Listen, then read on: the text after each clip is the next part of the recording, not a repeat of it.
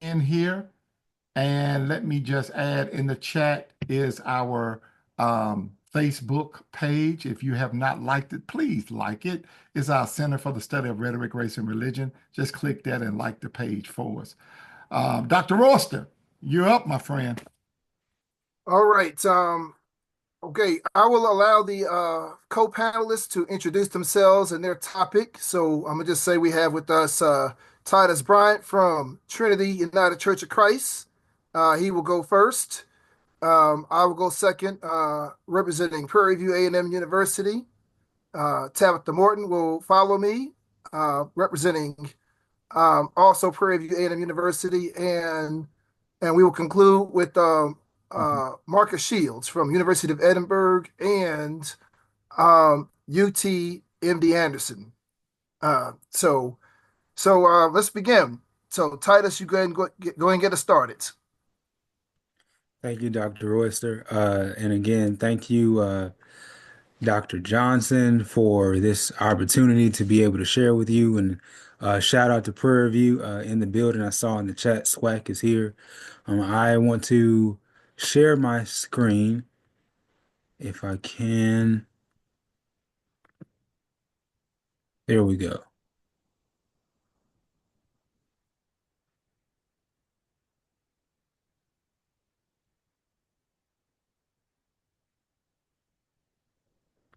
Actually, give me 1 second here. I'm gonna stop share for just a second. But I will jump in and say my title today is Electric Rhetoric as Dangerous Rhetoric, when rhetoric ignites emerging generations. And so today I want to focus on what will evoke the action of younger generations and how preachers, public theologians, and proclaimers can evoke the action of younger generations. So I opt out of sharing my screen. I have some challenges here, but let's go ahead and get started. So this thing called electric rhetoric, right? What is electric rhetoric? So electric rhetoric is something that ignites emerging generations. It ignites and sustains movements because movements do not sustain without emerging generations not only being involved, but taking the lead. And so it is prophetic in nature and serving as a witness that moves toward an alternative vision of hope amid the stagnation of an old order, a notion drawn from Dr. Walter Brueggemann's prophetic imagination. And How to Preach a Dangerous Sermon, Dr. Frank Thomas asserts that prophetic imagination introduces something beyond the available options. The proclaimer who seeks to inspire humanity toward a better alternative articulates a vision not yet realized, one that disrupts rather than sustains the old order. It is, to borrow from the scripture, the capacity to perceive and proclaim that God is doing a new thing. This form of rhetoric does not merely articulate truth, it catalyzes action, awakening generations to the urgency of justice, the necessity of resistance, and the transformative power of their voices. It rejects the false dichotomy between the spiritual and the political, recognizing instead that language, when charged with prophetic conviction, can mobilize and galvanize spiritual forces capable of dismantling entrenched injustices. History reveals that movements that pose a genuine threat to oppressive systems have always engaged young people. The civil rights movement was spearheaded by preachers of the Southern Christian Leadership Conference, yet its mobilization and resistance efforts were sustained by children, youth, and young adults. The Black Panther Party for self-defense and the broader Black Power movement challenged capitalism and systemic oppression with strategies and resources largely cultivated by young activists. And today, The movement to free Palestine is led by young organizers on college campuses across the United States. And from my personal experience as an anti-violence organizer working on criminal justice reform here in Chicago, I have witnessed firsthand the challenge of mobilizing faith communities. While the Black church has historically been central to justice work, its effectiveness is often hindered by a generational disconnect. Young people, those most affected by gun violence and the disruptions of mass incarceration, often feel estranged from the institutions they perceive as relics of their grandparents' era, spaces that do not resonate with their lived realities. Without electricity, there is no connection for emerging generations. This proposed model of prophetic witness asserts that true prophetic rhetoric awakens and activates the electric current in the hearts of young people, calling them to move toward an alternative vision of wholeness amid an old order marred by stagnation. And so, in order to do this, I believe that we have to uncliche the cliche of speaking truth to power. The phrase speaking truth to power has become a staple in advocacy and social justice circles. Pastors who incorporate social justice language into their sermons often urge congregants to engage in this practice. However, many institutions that claim to embrace anti-racism and decolonization fail to fully examine what this phrase truly demands. What does it mean to speak truth in a way that activates power? Can pastors, seasoned organizers, and seasoned policymakers point to tangible evidence that their rhetoric has translated into sustained power building and structural change? Electric rhetoric operates within a missiological and ecclesiological framework that envisions the church as the conduit that electrifies people into action. In other words, the church is the plug. There's an urban vernacular, y'all, called the plug, most known in the hip hop community, and it refers to a different kind of plug. If you know anything about uh, when they talk about the dope man, that is the plug. But in this case, it is a little bit different. No, the church is the plug because it electrifies people into action. It is not merely a rhetoric of naming injustice. It is a rhetoric of equipping, instilling in the oppressed the confidence, language, and strategy to dismantle oppressive structures. It fosters connection, right? Electricity ignites passion and galvanizes emerging generations toward the march for freedom. And so, as we uncliche that cliche of speaking truth to power, we also have to rethink power. Many conceive of power in terms of wealth, influence, and political capital, even for marginalized communities. However, power is also about collective movement, about collective momentum. Just as a vehicle's horsepower measures its capacity to propel forward, so too must we understand power as the ability to sustain forward motion. Dr. Frank Thomas warns us against rhetoric that is too safe, too palatable, and too complacent. A truly dangerous rhetoric, one that is electric, compels its hearers to move, to reject inertia, and to embody prophetic resistance. And to understand electric rhetoric's power to ignite generations, I think we must study Fannie Lou Hamer, a foundational voice of the Black Power movement, and a voice that could stir an army. Dr. Megan Parker Brooks presents Hamer as a rhetorician whose plain spoken truth telling galvanized movements filled with young people. Hamer was not just a speaker, she was a force, an electric force. Originally a singer, her voice carried the pain, power, and promise of her people. Her rhetoric deeply resonated with Mississippi's masses, especially with the young student organizers who joined the Student Nonviolent Coordinating Committee. Her refusal to compromise led to the creation of the Mississippi Freedom Democratic Party, an alternative to the exclusionary Democratic Party of the Jim Crow South. In Brooks' chapter, To Tell It Like It Is, Hamer emerges as an uncompromising truth teller. And she shows us that uncompromising truth telling is a divine act.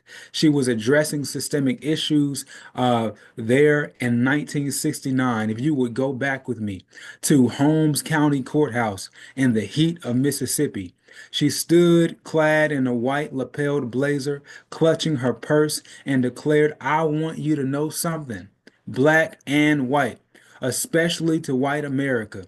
You can destroy me to save your life without destroying yourself." And she actually, in this moment, is a public theologian because she is actually quoting Acts 17.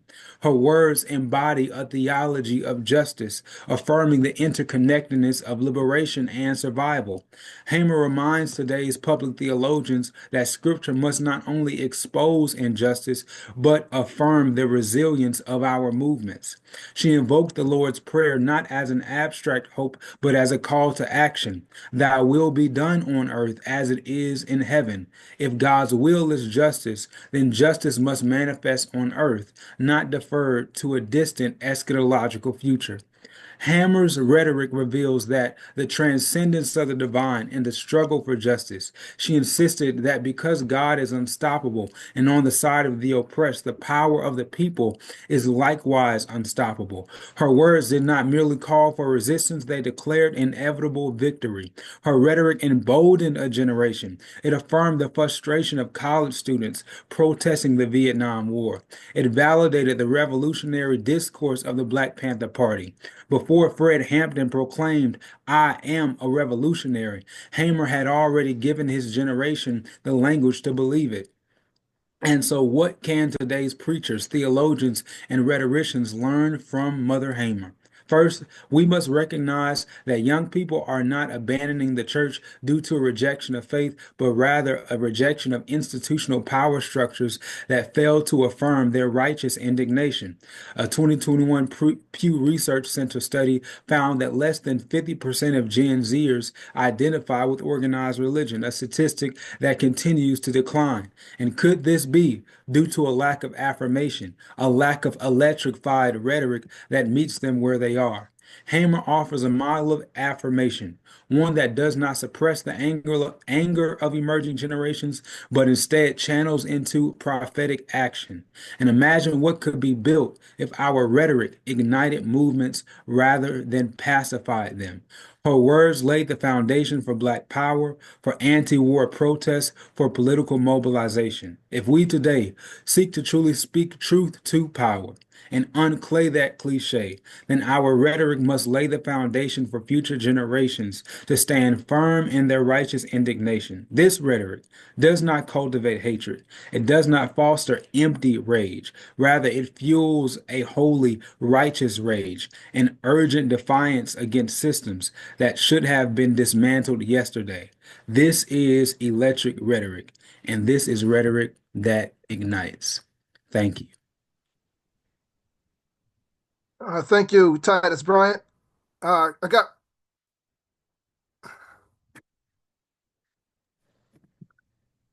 Oh yeah, one quick question, Titus. Before we switch, I know I'm gonna put you on blast. I know you are at Trinity United Church of Christ right now, and I know you got your MDiv from Wesley Seminary in DC. Wesley Seminary in DC. Oh, correction. Yeah, shout out, shout out. Just well, once again, where did you get your undergrad for your bachelor's degree? I got my undergrad degree from Prairie A&M University, and I took my first sociology class in the African American community with none other than Dr. Michael Royster. All right, all right. Let's go ahead and move on. All right. All right. So I'm going to go second with the title "Proceed with Caution: The American Jeremiad Cloaked in Civil Religion." And so that's our topic for today, or for at least for the moment. And the use of caution as a rhetorical strategy aims to set the tone for audiences of ideological dissent to become open to listening and to curtail provocative statements and to minimize the risk of inciting opposition. Now, in such cases, the speaker has what we call an expected response in mind and thus considers the potential impact.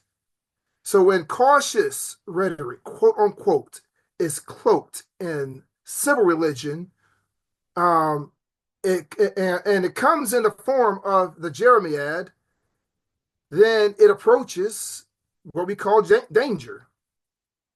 You know, the earlier years of Martin Luther King Jr.'s preaching ministry, it exemplified such forms of speech and became the object of backlash and negative sanctions. All right, so many literature on, you know, the history of modern Black preaching, it divides not only before King and after King, but also it will go from 56 King to 65 King, and then 65 to 68. Um, I wouldn't necessarily say that it was just as cut and dry. Like, yeah, yes, going to Watts, that was a game changer, and a few other things, but he was gradually shifting. He was gradually getting. I'm trying to argue that he was gradually. He started off cautious, but over time he gradually became more and more dangerous and radicalized incrementally. So if we look at the sermon entitled "Paul's Letter to American Christians," King uses caution rhetoric. And as a Black man, he does this in a predominantly white space at a place called it was in Pittsburgh, Pennsylvania. And the event was the Commission on Ecumenical Missions and Religion. This was in the year of 1958. So now, why is that the date is significant? Because King delivered an earlier version of this message actually in 56. You know, and this was amid the Montgomery bus boycott and also after the bombing of his home by segregationists. In other words, his home was bombed earlier that year. And of course, the violent attack on his property with his wife and child, it indicates that he embodied a dangerous social location just with his very presence. And as the Apostle Paul wrote letters to audiences ranging from churches to an individual in the first century within the context of the Roman Empire, King recontextualizes Paul's means of communication to American in the 20th century, addressing what he regarded at that time as the two evils, which included racism and economic exploitation. Now, similarly, Paul's words and writings in the 50s and 60s, first century, occurred while he was targeted with, of course, imminent death. In fact, he was on death row, pleading to the emperor. Now, in this public address back to King, in this public address, King does not have a designated text, but considers Paul's broader message of justice, unity, and love with the aim to exhort those who are assembled so that they would in turn self-examine their own collective guilt and possible complicity with segregation, persecution, and complicity with economic injustices. This message targets the American population, its public officials, and its institutions vicariously through the people who are attending in the audience. So, like Paul's typical letters, King in this address following, start off with the salutations and the likeness of Paul's tone. Then King cautiously approaches or uses basically his approach uses what we call a compliment followed by criticism. Let's look at that for a minute. A compliment followed by criticism. How does he do this? If he's addressing American racism and exploitation and economic exploitation, he begins with positive affirmation that creates a favorable context for the audience to listen receptively. But the crux of this message entails questioning in lieu of a direct accusation against America. And he's questioning their moral and spiritual progress relative to its scientific and technological development. Notice something now. There's no direct accusation. This is 1958. So, for example, watch this here. Instead of criticizing capitalism, he begins with the premise of the marvels of such an economic system. And however, instead of criticizing the system, he talks about its misuse. And then quickly he pivots. He immediately criticizes communism by stating that it functions as a system, his words, quote unquote, that no Christian can accept. Now, why was this necessary? King had a keen awareness of the possible repercussions of something called McCarthyism in the year of 1958. In other words, he used cautious rhetoric because he found it necessary to reprove communism or possibly face possible accusations of espionage. Yeah, when you are a figure on that level and enough people are watching one, if a person that was the context to go gentle on capitalism, but then quickly, carefully say, no, I'm not a communist either. So by the time King he delivered Paul's letter to American Christians. Remember, once again, 1958.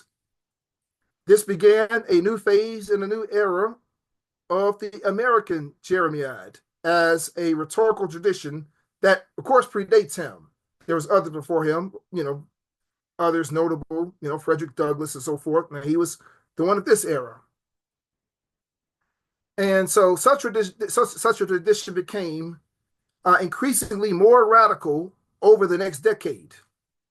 So, for example, in the given sermon, King cautiously calls for collective self-assessment, free of any accusations. But by the time he delivered the famous I Have a Dream speech, 1963, not a sermon, but speech, he opens by praising the U.S. Constitution and the Declaration of Independence as sacred text in the American civil religion. But then, he doesn't take long, he rebukes America directly for its failure to follow its creedal statements. So just 5 years later, now he's actually not just calling for self-examination, but now he's actually rebuking. Now, another 5 years later, by the time we get to his latter sermons, such as the Drum Major Instinct, 1968, February 4th to be exact, and also the Remaining Awake through a Great Revolution, 1968, March 31st to be exact, or 30th. That was actually his last Sunday morning sermon. Now, he actually called America to account for inaction and condemned masses for silence amid atrocities from war, poverty, and racism. Now, in such latter sermons, King reprimands America through directly referencing names, policies, and actions committed. Now, King uses civil religion in Paul's letter to American Christians. How does he use it? To address sacred tenets ranging from democracy to sacrifice. He equates acts of obstructing integration as not only anti-democratic, but his exact words, quote unquote, also against the eternal edicts of God himself. Now, on to sacrifice. Sacrifice functions as a part of American civil religion from the premise that segregation exists as the evil that threatens democracy, and below the surface, the root cause of poverty amid affluence. There lies a willingness to face consequences on the principle of what post-conventional morality, which draws from Lawrence Kohlberg's theory of moral development.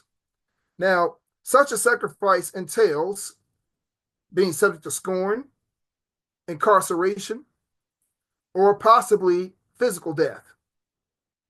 And according to King, willingness to face some form of rejection remains the possible price individuals and institutions may become willing to pay in order to effectively stand up for truth.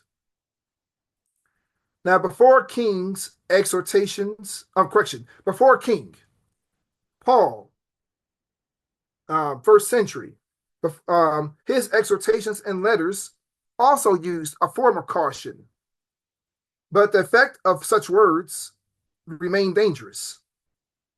How was that? According the apostles' mission consisted of proclaiming, what we now understand today as the way of the faith, to a primarily Gentile population. His mission became further complicated with the struggle to survive amid authoritarian power, first century style. Paul's call to worship the one God of Israel and God's son Jesus is at least at that time, was a direct attack on the imperial cult itself. Or might we say, his letters to the churches contained coded message of quiet resistance.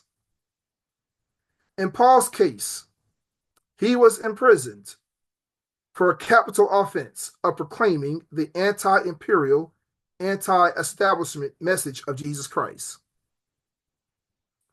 Now, back to 1958. King used additional caution in his sermon by addressing moral and spiritual shortcomings in the abstract, but not the specific.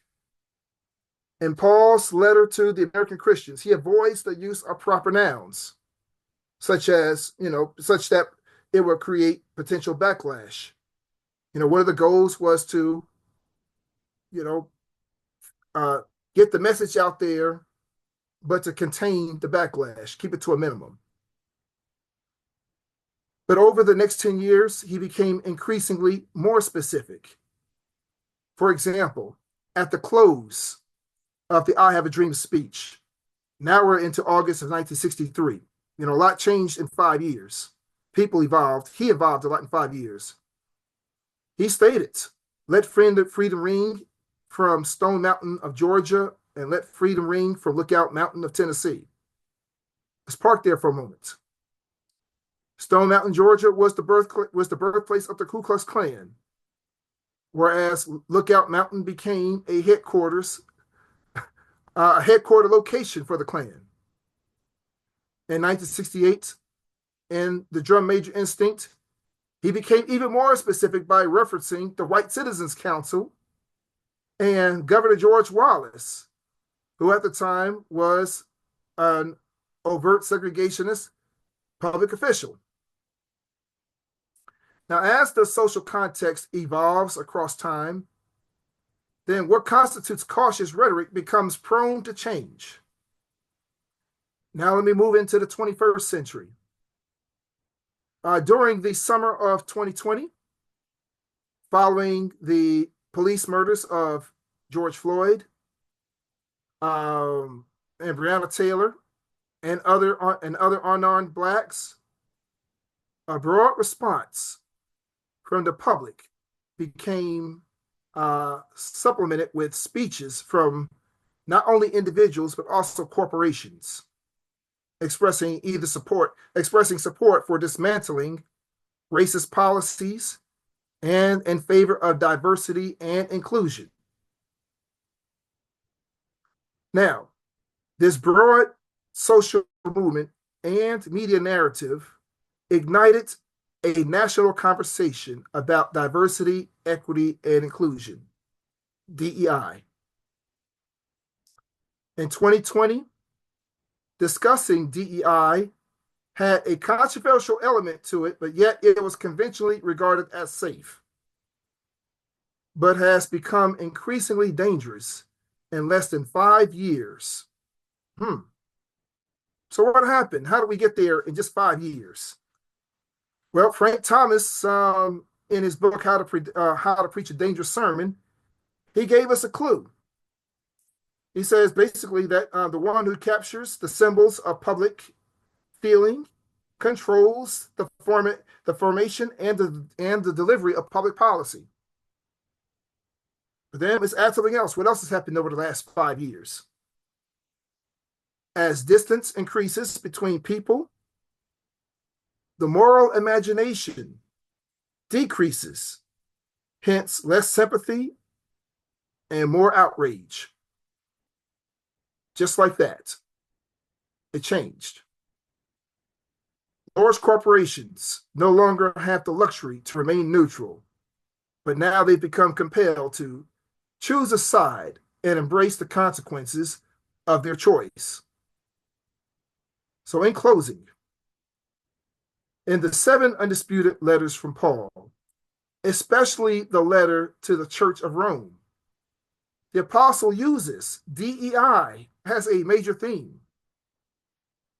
The apostle implicitly references diversity within the context of beneficiaries of God's righteousness. As a common expression of Paul's letters, the Greek word dikiasene, I'm going to spell it out for those who are, actually, let me just cut the time out. Anyway, that word itself can be described as qualitatively equivalent to equity.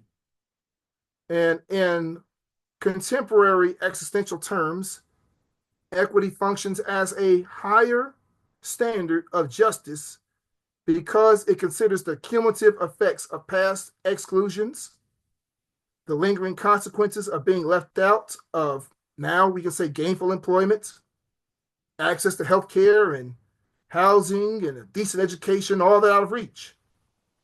So equity itself acknowledges the idea that individuals and populations start off with advantages and disadvantages.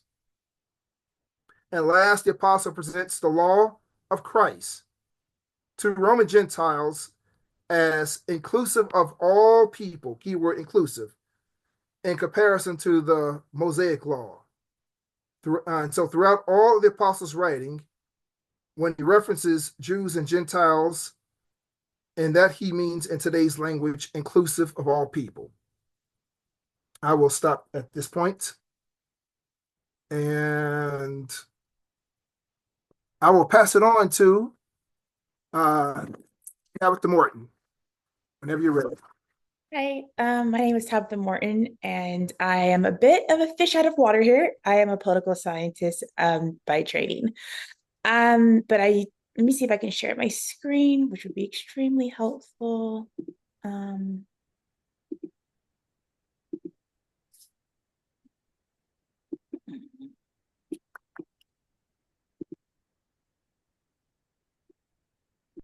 right, perfect.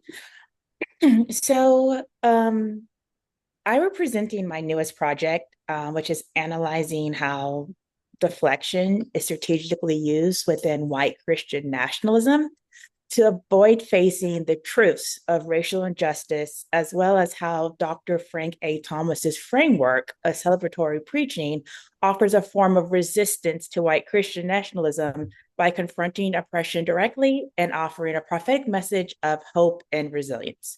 So first and foremost, what is deflection? Deflection is a strategy where someone shifts the attention away from the uncomfortable truths, often to avoid confronting difficult realities. In political and social discourse, deflection is used to divert attention from important issues, especially those involving race and power dynamics. So there's 3 most common forms. The first is redirection. And this is when the subject, instead of addressing the real issue, changes. So a popular one is whenever we discuss police brutality, and a response might be, what about Black on Black crime, right? So instead of addressing the state-sanctioned violence against the African American community, it shifts to the Black community. Also, false equivalency, right? So comparing unrelated issues to undermine an event. I think a current example of that is equating the teaching of our history of systemic racism as racist itself, in this case, against whites. And then blame shifting. So placing responsibility on the oppressed rather than acknowledging the systemic barriers.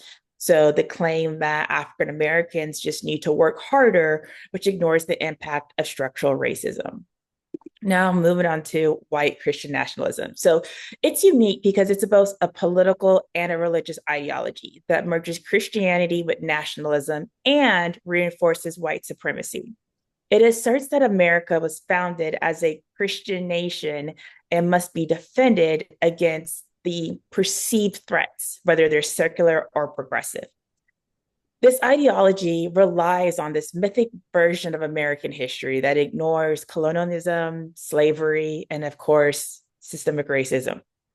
Now, in the context of white Christian nationalism, deflection serves as a mechanism to shift the narrative and avoid confronting the oppression of marginalized groups in the United States. So, one of the most common examples of deflection is how white Christian nationalists responded to the Black Lives Matter movement. Instead of engaging with the core message that Black lives are disproportionately impacted by police violence, and engage in the call for justice, which would be the Christian thing to do and align with the biblical principles of loving one's neighbor and opposing oppression, they chose instead to argue that Black Lives Matter was incompatible with Christianity for three primary reasons, mainly based on the fact that the organizers were three women, two of them who identified as queer. So the first reason is that Black Lives Matter opposes the traditional nuclear family, which they claim is a biblical institution, not merely a Western construct, right? So this movement itself is anti-Christian because the Bible upholds marriage between one man and one woman as central to the faith. Having these three founders not fall into that typical category automatically made the movement too progressive for some of these groups.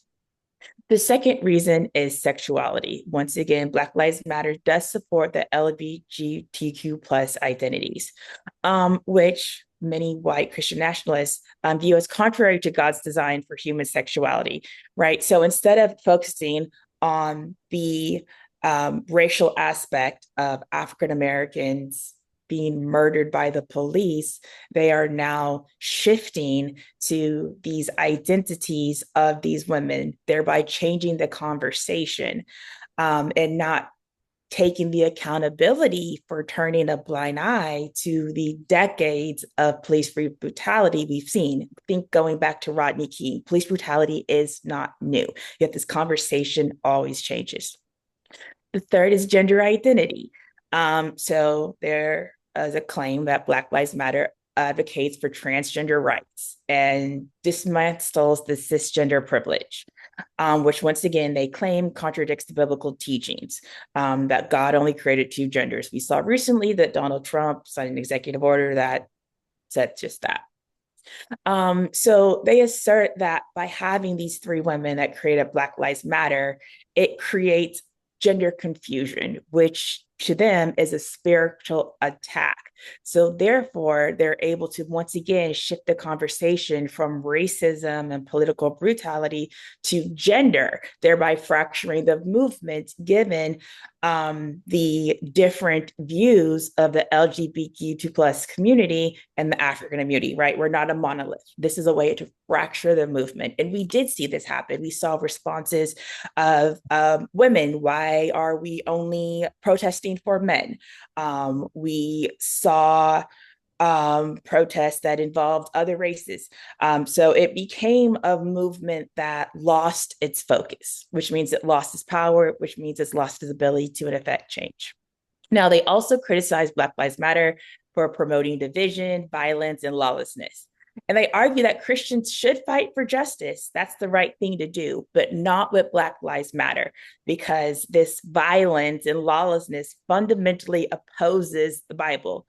But think about January 6th. We'll get to that in just a little bit.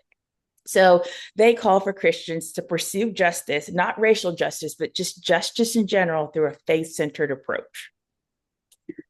Opposition to racial justice.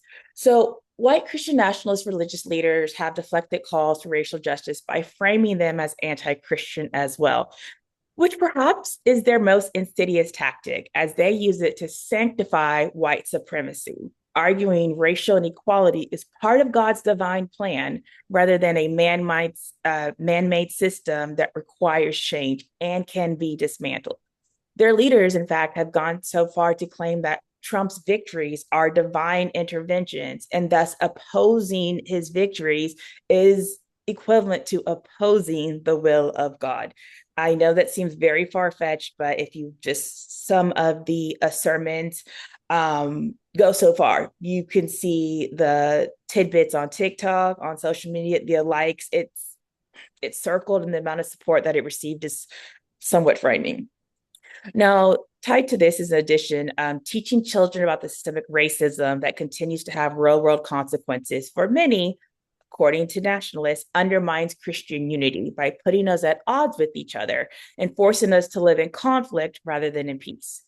Teaching about these differences and how they came about from things like slavery and necessarily makes whites feel guilty for something they had no control over. For once again, this was God's will and it was a thing of the past, so we are all equal. They take it a step further. And instead of using Christianity as a force for liberation, which is something that's common, especially we've seen that in Latin America, it's used as a tool of oppression. Their leaders paint things like critical race theory and DEI as existential threats to American identity and Christian values. So, by avoiding the real issue at hand, which is the profound racial inequality within our society, they actually discredit the struggles of the very Christian brothers and sisters they allegedly seek unity with and silence their voices to ensure their current political power structure lives on, even if it's at the cost of what we would consider their morality. And finally, deflection to derail democracy. We've seen that in voter suppression laws, in which instead of acknowledging the restrictive voting laws that disproportionately harm African American voters, white Christian nationalist churches have adopted the election deniers rhetoric of the big lie and the need for election security, despite the fact that there was no widespread of evidence. And these laws have been created to directly target and mitigate the critical role of the church in Black politics, thereby suppressing the Black vote and voices.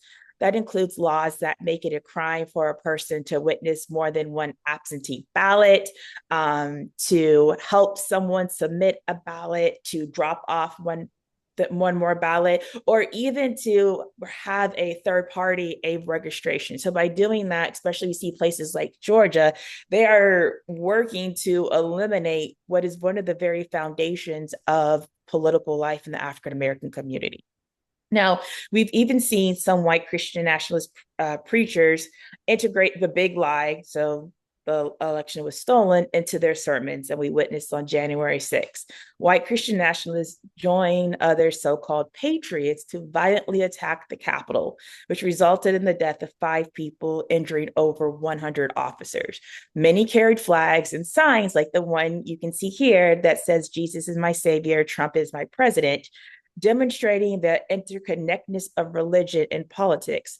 Thus, if we seek to resist white Christian nationalism, we have to develop new strategies or turn to strategies that have worked in the past. And that's where we come to Dr. Francis Thomas and the power of celebratory preaching. So we've already covered this today, but just kind of going over, this model provides a direct challenge to the deflection strategies of white Christian nationalism and the power structure they seek to protect. Preaching is not merely a call to personal salvation in his view, but a prophetic act that confronts systems of injustice. He emphasizes that preaching must be deeply connected to the lived experiences of people. This means it should address the realities of racial violence, economic inequality, and oppression. It's about truth telling rather than deflection.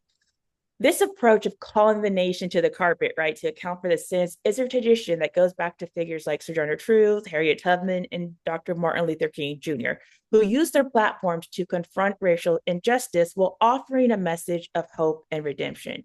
So thus we can see there are three ways in which celebratory preaching can challenge or serve as resistance to white Christian nationalism. One, by naming oppression directly. We're not going to soften or distort the reality of systemic racism and justice. Center on Black resilience. We're going to reaffirm the strength, faith, and survival of our communities despite centuries of oppression. And finally, call for transformation. We're going to mobilize believers to challenge and work towards liberation. So what are some forms that this could look like? Prophetic truth-telling. White Christian nationalism's use of deflection thrives on lies and misdirection. So with celebratory preaching, we can counter this by embracing truth-telling to confront the hard truths of our social and political realities. It falls in the tradition of biblical prophets like Isaiah and Jeremiah, who condemn injustice despite the opposition around them. We've seen some examples from other leaders. I think we've mentioned them. So Frederick Douglass, in which his response to, or he wrote, what to the slave is the 4th of July, in which he exposed the hypocrisy of celebrating freedom while enslaving Black people. And in his speech, he hit these hard truths, but he spoke with the moral clarity that we often see missing from the rhetoric of white Christian nationalists. Also, Martin Luther King Jr., which Dr. Royster spoke on how his sermons and speeches did criticize America's failure to live up to its ideals of freedom and equality, but he emphasized the power of love and nonviolence, celebrating the resilience of the Black community and calling for a better future. So this balance of rebuke and hope is central to the use of using this type of preaching as a form of political and social resistance against white Christian nationalism. In the interest of time, how am I doing? Okay, I think I'm kind of over time, but I just want to finish. Right, I'll finish the slide and then be done. So also reframing suffering as strength. So white Christian nationalism distorts Christianity by using suffering to justify oppression, telling marginalized communities that God wants them to be obedient and justice will come in the afterlife. However, celebratory preaching reclaims suffering as a testimony of survival and an impetus for action. And we've seen that in gospel music and spirituals, wade in the water, we shall overcome, right? These aren't just religious expressions. These are codes of resistance, sources of our collective strength, and the affirmations of our faith in the fight for liberation. Also, exposing the moral bankruptcy of white Christian nationalism. We can highlight the contradictions in their claims to morality. They claim to follow Christ, yet they ignore Christ's teachings on justice, compassion, and the rejection of empire. They weaponize these Christian values to uphold systems of oppression rather than dismantle them. And they preach unity but force exclusion, particularly against Black Christians, immigrants, and marginalized groups. And finally, we just don't critique. We can offer a counter vision of what Christianity in America could be. And that's affirming that faith is a force of justice, not a tool of oppression. History must be told truthfully, not sanitized, and the gospel calls for liberation and not silence. In this way, celebratory preaching would not just be a method of communication, but an act of defiance against white Christian nationalists' attempt to distort history, silence dissent, and erase Black voices. And I will stop here because I always went over time. I'm sorry. Thank you so much, Dr. Morton. Which university are you at again? PV. Okay. Thank you very much. And now we're going to we got one more, and we've got Marcus Shields from University of Edinburgh and University of Texas, MD Anderson. So we're ready when you are. If you can't get your camera to work, then let's just hear you. Can you hear me? Can you hear me? Okay. Yes. You're coming through clear. All right. Well, thank you, colleagues, and thank you, Dr. Johnson, for allowing us to be in this space. We really appreciate you. My apologies for the camera. I'm having technical difficulty, but we're going to keep on going. My presentation is on the hermeneutic of Black gaze, reading whiteness through Frank Thomas's moral imagination. At this point, we have heard from Titus Bryant, who presented on dangerous rhetoric as electric rhetoric. when rhetoric ignites emerging generations. We've heard from Dr. Michael Royster, who presented Proceed with Caution, the Jeremiah message cloaked in civil religion, and Dr. Tabitha Morton, who presented Deflection, Truth-Telling, and Prophetic Preaching, a comparison of Frank A. Thomas's homiletic model and white Christian nationalism. And I will close this panel with, again, the title of the Hermeneutic of Black Gaze, reading whiteness through Frank A. Thomas's moral imagination. If one were to listen and assess my colleagues' presentations on this panel, one would notice that each one had a contribution to On the Edge of Dangerous Rhetoric, which we were selected and fortunate to present. Each one of my colleagues gave a different and unique perspective surrounding Frank A. Thomas's monograph on how to preach a dangerous sermon, which is relevant because each of them articulated a Black gaze, which I will explain further or later within this presentation. In his monograph, Thomas uses a phraseology called moral imagination. Drawn on Edmund Burke's original use of the term, he defines moral imagination as the ability of the preacher, intuitive or otherwise, in the midst of the chaotic experiences of life and existence, to grasp and share God's abiding wisdom and ethical truth in order to benefit the individual and common humanity. Thomas argues that America needs moral imagination because those who are struggling, which are the white, Black, the Latinx, female, or LGBTQ, lack equality in the world.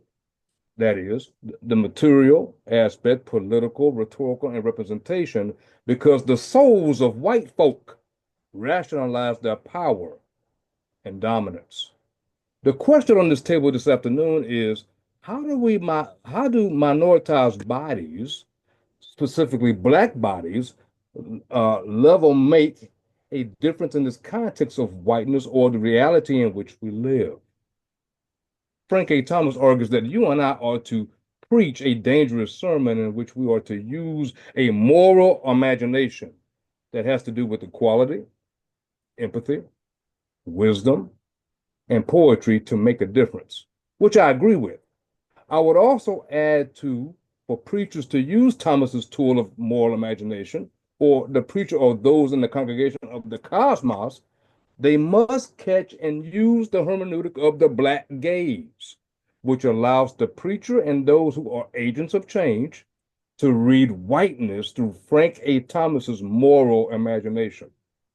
To build on the Black gaze, we must revisit the Black identity, social context, and then move toward action. In an earlier work, I examined white gaze in the context of whiteness. In that literary piece, I argued that white gaze was the main hermeneutic that brought violence against Black bodies when misinterpreted was at its pinnacle during intense moments. White gaze indicates that Black bodies / living human documents lived under the scrutiny of possible misinterpretation by a hostile or uncomprehending onlooker. Thus, the hermeneutic of white gaze resulted in violence and death against countless Afro-American bodies. The ideology of whiteness perceived Black bodies as a threat to society. Black bodies were deemed dangerous by the ideology of whiteness. As a result, they have endured more than their share of violence, which includes castration, rape, mutilation, harassment, policing, and death. Some scholars note that one does not need to trace the annals of history to search for the blood that has been spilled because of the terror of whiteness. Violence committed against Black bodies results from transgression white space, which is a guaranteed death sentence. According to George Yancey, he notes the following: Black existence constitutes the threat, leading to the conclusion that the nullification of Black being is the only sure prerequisite to white safety. In this space, I want to step back for just a moment and examine Black gaze. What does it mean? And how will it aid us in reading whiteness through moral imagination? Gaze was made popular, the word gaze was made popular by Jacques Lacan. Now, Lacan developed this theory within the mirror stage, or gazing into a mirror, that is, where the subject staring into a mirror could achieve self-awareness through the gaze of the other. Michael Foucault considered gaze to be part of the system of knowledge and power, which tied gaze to a type of behavior so that people or persons could modify their behavior in systems of surveillance. Those would be prisons, government employees, etc. In other words, anywhere you have a camera. According to Foucault, people modified their behavior because they felt that they were being watched.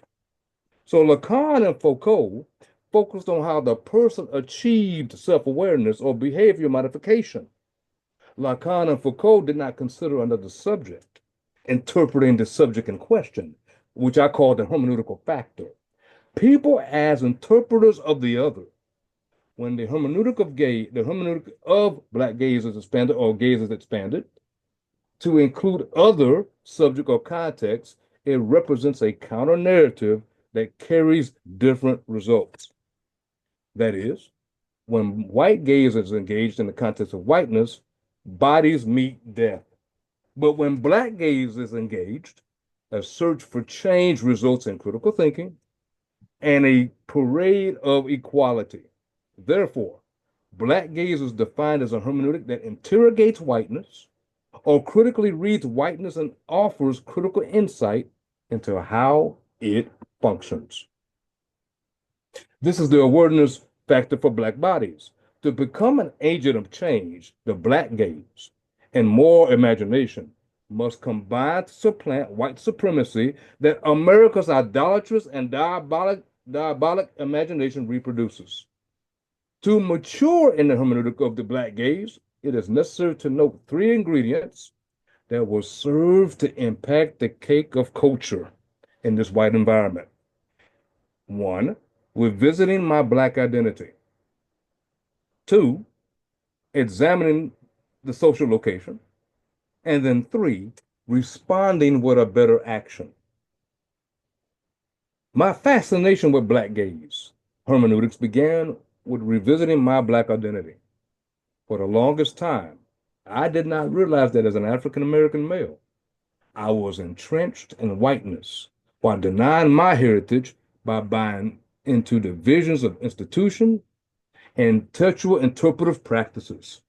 At the time, my social location was not important to me, nor were the existential issues tearing down my community. I did not learn about my heritage, nor began with Blackness at the center of my Black gaze. Rather, I was blinded by the white context I live in. Thus, through some scholars that I knew, my social location or social position became important to me. I discovered my heritage and began to understand my narrative history. And through my narrative history, I began to, according to Vincent Wimbush, interrupt the spin. After I became vested in my Black identity, I was able to place my Blackness at the center as I interpreted the whiteness around me. This allowed me to free my mind, use my Black imagination in ways that amazed me as I interpreted the white context through the Black gaze. Again, Vincent Wimbush remarked that he wants the interpreter of the white context to consider what happens when the African American identity is the focal point of the Black gaze hermeneutic. Given the significance of my analysis, my African American context highlights social and cultural concerns which coincides with Thomas's moral imagination. The Black gaze hermeneutic demonstrates value by shifting the focus, race and social location for the ancient text, its reception in history, and to the modern readers. African American interpretation arose as an alternative to the white supremacist approach. That approach used the Bible to demonstrate how the scripture functioned as a tool of oppression to marginalize others. By contrast, African American interpretation of the Bible became a powerful way to critique and reject such oppressive readings and to reveal them to be a fundamental distortion and rejection of the overall biblical narrative of deliverance, liberation, freedom, and human equality. Therefore, understanding the importance of my social location as an African American male, reading the biblical text is vital to my perspective because it enables me to read the Bible in ways that are relevant for myself and the Black community, that free Black people from oppressive interpretations of text that are dismissive of Black culture, traditions, history as an American or African, and lived experiences. After learning about Black identity, it is also important to understand your social context and what it brings to the Black gaze hermeneutic. Social context, if you will, refers to the circumstances, settings, or conditions within a social environment that shapes people's experiences, behaviors, and interactions. According to Thomas, it would behoove the African American or any other minority body in this context to make an assessment or observation of where the person resides. An assessment is nothing more than what a person can observe. Assessing the social context provides understanding, the understanding to identify the root of myths, and challenge the normality of a story that is presented as the ultimate or what we call the master narrative. This is where we lack self-awareness with reference to our identity and social context. In this case, we reside in a context where whiteness is the standard of the status quo. Thomas challenges us to re-examine and think about race in the American context. Thus, Thomas challenges us to think about what he calls in his book the following. He wants you to think about race. He wants you to think about the ghetto. And he wants you to think about the public resources in America. He notes that race and whiteness lurk within and under every aspect of American life. Race and whiteness are one of the most chaotic subjects and experiences of the American experience and experiment, and one often wonders how much of our discussion is helpful. If we discuss at all, given that in our media, politics, economics, and religion, there is so much heat and so very little light. When our awareness is heightened, we take note that what America is and is not, though Black identity and recognition of social context is necessary, may or may not be true. Once awareness happens, and then one can apply the hermeneutic of Black gaze, the hermeneutic of Black gaze, as I mentioned earlier, lends to the insight to the whiteness playing out in front of us. Now that the hermeneutic of Black gaze is instrumental in our interpretive practice of our social context, the question that Thomas poses next is how we preach or proclaim morality in this American space. Thomas challenges us, challenges the preacher, to read whiteness through moral imagination. Thomas notes that moral imagination has four qualities. The first quality of moral imagination is to envision equality and represent it through physical presence. Number two, the second quality is empathy as a catalyst or bridge to create opportunities, to overcome the past, and make decisions for peace and justice. The third quality of moral imagination is finding wisdom in ancient text, sources of ancient wisdom and truth, or what Thomas calls the wisdom of the ages. The fourth quality of moral imagination is the use of language, of poetry, and arts that lifts and elevates. For the purposes of time in this presentation, I will only consider the third quality because we often use ancient text to bring wisdom to the situation at large. According to some New Testament scholars, the ancient text or the Bible, or whatever your sacred text may be, is considered to function as language world for African Americans. It is the stories that provide wisdom to those who are living documents. Ancient texts are able to provide moral imagination because humans are involved. These are stories of legend. These stories of legend provide a moral compass for situations that people may encounter. So take note that the ancient text can be used to build bridges with people from generation to generation. However, ancient texts are also interpreted from a Eurocentric perspective. Unfortunately, it is said by some that it is the normative method of interpretation. If ancient texts are interpreted from such a standard, there is no room for a moral directive, as some of these interpreters use this method only to understand the grammatical and the linguistical, but not the essential. There is no room for moral imagination, but rather grammatical imagination that does not do much to change lives or circumstances. The point of the black gaze and reading whiteness through a moral imagination is to raise awareness that the ancient texts contain wisdom that make a marginal political approach inclusive of every ancient text reader to inspire change. Therefore, after cloaking oneself with the hermeneutic of black gauge and more imagination, it should yield a better interpretation so that change can come from the mountaintop to arrest the hearts of all people and to convince them to move differently.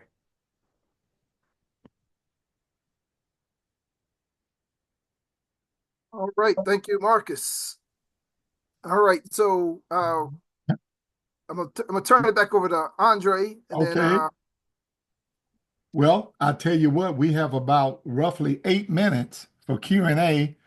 Good panel discussions, and I just love how you took Frank Thomas's work and made it and drew from it and made it your own in doing the work that you do. So we are grateful and thankful for that. So if there are any questions or comments, we do have a little bit of time. well, I've got one for. Yeah. I hope you can hear me. All right, so let me just start with you, Marcus, since you were the most recent one. So you brought up something very interesting, and that is, and it's not just you on a personal level. I can attest to that as well, and many others probably have absolutely no clue of their own lack of a black gaze. Mhm. So, what on a very basic level can we do to make maybe a first step towards enabling others who are in similar situations to become at least aware of their lack of they're aware of their lack of a black gaze? What can we do on a basic level, since we're around it all the time, and sometimes sometimes we can't even communicate because of that? I would say, and thank you for the question, Dr. Royster. I would say just get to know yourself, understand who you are, understand where you come from. And this could be anybody. Understand your own historical context and your lineage. For years, and I'll be transparent on this panel and in front of those that are joining us. Uh, I didn't know I was black. And what I mean by that is I was inundated with the white institutions. I grew up under the cover of whiteness, and it took some friends of mine to say, "Do you understand who you are?" And so I took a lot of times my blackness for granted. Listen, I went to a white seminary. I'm not gonna lie to you. there was something wrong or something not wrong, something missing within the hermeneutic. I appreciated what they provided, but there were not others around me like me. And so it was kind of hard to even rectify that. So let me give an example and then I'll be quiet. When I attended a particular seminary, and the only thing I cared about was people being saved by Jesus. Mm-hmm. I, People would quote to me Ephesians chapters 1 and 2, talking about the reconciliation that Christ took on within himself, but it didn't tell me about who I was or the things that I had to deal with. No kind of exegesis is not going to deal with that. So I'll say this and then I promise to be quiet, sound like an old preacher. Mm-hmm. I would say learn yourself. And I would also say this, there's nothing wrong with eisegesis. We exegete all day long, but I am an eisegete. And what I mean by eisegesis, let me be clear. You bring yourself to the text and who you are to the text, and also to the context in which we live. So I would say stand on that. That's where you can start at. Oh, thank you. In fact, eisegesis, almost everybody else does that from time to time, whether they admit it or not. Anyway, so Mm. thank you. You're welcome. Thank you. All right, and this one here is for Tabitha. It's not. It's not a. It's on a real basic level. Um,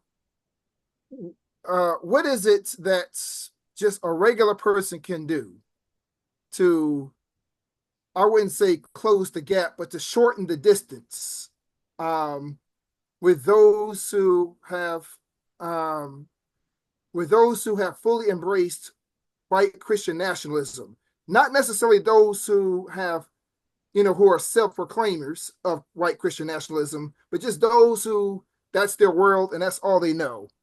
What can an ordinary, regular person do just to shorten the gap, with the intent to just to increase sympathy or empathy, whichever the correct verbiage is?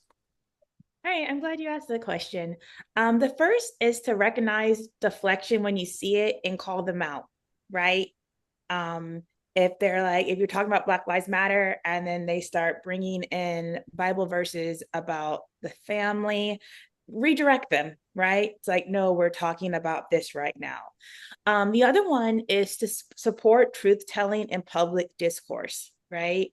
You have to get out of your silo and start listening to other voices. Only by educating yourself with these other voices that are telling the truth, they're speaking of their of oppression, they're speaking of their experiences. Could you turn around and try to relay that information to someone who may be, down the rabbit hole, quote unquote, as they say on TikTok?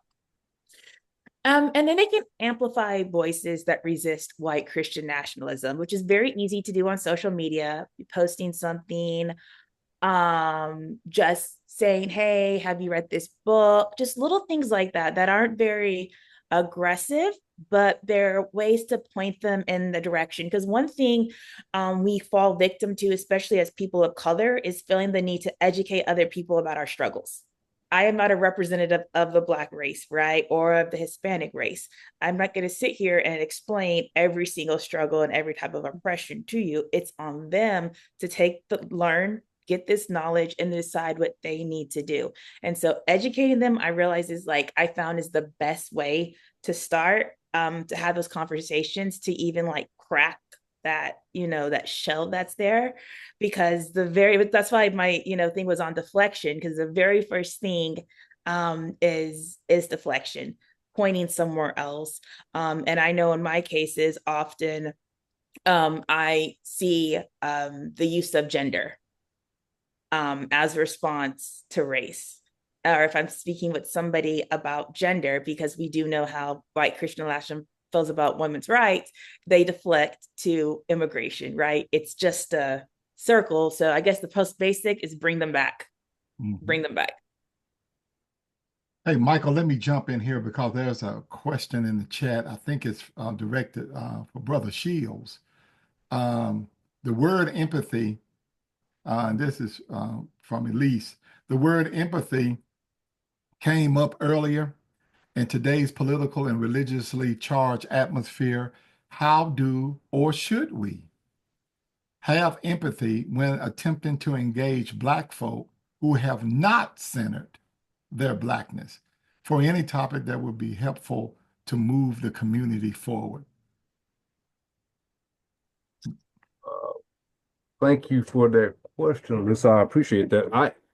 I'm going to have to think through that because when I think about the term empathy, it is, and I'm a word guy. So for me, it's the ability to understand Mhm. and share the feelings of another. So that's how I perceive that. And so how do you, so your question is again, how do we have empathy when attempting to engage Black folk who have not centered their Blackness? Hmm. Mhm. I'll answer this way. I'll answer this way, real quick. I'll say it this way. Should we have empathy when I don't think that is not even a conversation for me because the other person is still trying to learn. So if you're gonna have empathy, give them a chance to do that because they don't really know. I'll use this term. When you don't know that you are that they have not centered their Blackness, there's a reason for it. So I would engage in conversation about that. And then secondly, there's a what I call a cognitive dissonance. And so my question is, I'm a big narrative guy. So before we do anything or make any move to that level, let's try to understand their narrative of why they have not engaged their Blackness. There might be a reason for that. We just don't know what the story is. And so for me, get past that, and then we can engage that a little bit further. Mhm. I hope that answers your question. Well, all right. We are at the end of day one. Shout out to everybody for hanging in there all day with us. Um, so grateful and thankful again for all of you who came and participated and especially presented, and then the ones who asked questions. I know people are going in and out throughout the day, but I am indeed grateful and thankful for all of you. This is the first virtual conference of the center. And it cannot be the first virtual conference of the center had it not been for you and you believing in what we're doing here, what we're trying to build. So I do want to go on record to say thank you for that. We'll do it again on tomorrow, starting the room will be open around 8:15. And then we'll get started with some, like I did this morning, with some preliminary remarks around 8:30. And then depending on the time, we'll take a break and then we'll get up and we'll start at 9 a.m. The same link will work. If you are sharing the link with somebody or whatever, what's going to happen is that link is, I discovered, is primarily directed to you. So even if that person comes into the Zoom, it will read your name. So they will have to change the name once they get into the room. But just tell them to, click it and we will send them the link like you did so they can register on Zoom. Again, in the link, in the chat is the link for anyone who feel led to make a donation, or if you have not registered financially for um, the conference, you can do so at this time as well by using the link in the comment section or in the chat, I should say. And then lastly, as I said earlier, I had an announcement that that everybody who is presenting, who registered financially, and a part of this conference, you are now the founding members of the Center for the Study of Rhetoric, Race, and Religion. So, yay, the founding members. Woo, you can put that on your CV and your resume. I'm a founder, Um, but here's another announcement to end the night. See, the other people who got off early, they're going to miss this announcement. The other announcement is there will be probably in the next month or so, maybe even sooner, partnering with Memphis Theological Seminary. If you liked the lunchtime lecture that Dr. Waters was doing, we want to give you an opportunity to do something like that. So there will be a call for lectures coming out within the month. And if you are so inclined, if you got a piece that you want to expound on for about 40 to 45 minutes, send us the information. Well, when you see the call, fill out the call and just send it. And what we want to try to do is at least once a month, maybe to have a lectureship or lecture series where people can talk about their research, their work. This is especially going to be good if you got like a new book coming out or if you got new research, you just beginning a new research project and you want to kind of get it out there to get some feedback on it. You just dropped an article, perhaps. You can talk about that as well. But it's really, I envision this is for the research and the the work that you are doing that that you that you spend some time on that you, like I said, maybe a book, maybe something published, maybe some digital humanities project, or whatever the case may be. We want you to be able to all do that as well. So please be on the lookout for that. We do have your email addresses and stuff. And I do apologize. A lot of the stuff that we sent from our Google email went to your spam, or you say you didn't get it. We have been emailing and emailing and emailing. We're going to keep on doing that. Maybe we just have to keep doing it until the spam filters get used to it. But we will send out emails. We will stay in touch. We will let you know what's going on with the center because we are going to do some stuff. And we're also going to participate in some conferences as well. And if you have any conferences that you think that the center should be at or have representation, please let us know as well too. Well, all right. I think that's all I have for right now. I do have more announcements tomorrow. So we just gonna keep trickling them out little by little. But thank you again so much for being here. And again, wonderful presentations. And please come back tomorrow and join in when you can. And I think tomorrow's group of presentations would just be just as powerful as today's. All right.